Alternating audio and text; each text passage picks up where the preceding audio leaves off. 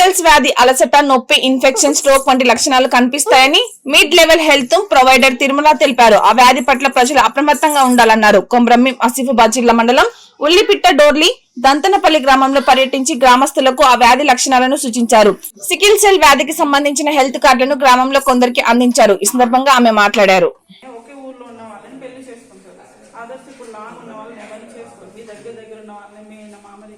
ఇట్లా దగ్గర ఉన్న వాళ్ళని చేసుకుంటారు. ఇప్పుడు దూరం వాళ్ళని చేసుకుంటే బ్లడ్ అనేది వేరే వేరే రకాలుగా ఉంటుంది. ఒకే రకంగా చేసుకుంటున్నారు కాబట్టి బ్లడ్ ఒకటే రకంగా ఉంటుంది. అట్లా తొందరగా వచ్చే అవకాశం ఉంటుంది సికిల్ సెల్. ఈ సికిల్ సెల్ వచ్చిన వాళ్ళకి ఏంటంటే బ్లడ్ అందులో నార్మల్ ఉంటుంది, క్యారియర్ ఉంటుంది, డిసీజ్ ఉంటుంది. నార్మల్ వచ్చిన వాళ్ళకి ఏం కాదు. క్యారియర్ వచ్చిన వాళ్ళకి మేము బ్లడ్ తీసుకొని పిహెచ్సి లెవెల్లో పంపిస్తాం. హెచ్బి టెస్ట్ చేసి వాళ్ళు క్యారియర్ వచ్చిందా, డిసీజ్ వచ్చిందా అనేది వాళ్ళు మళ్ళీ మాకు రిటర్న్ గా టెస్ట్ అనేది పంపిస్తారు.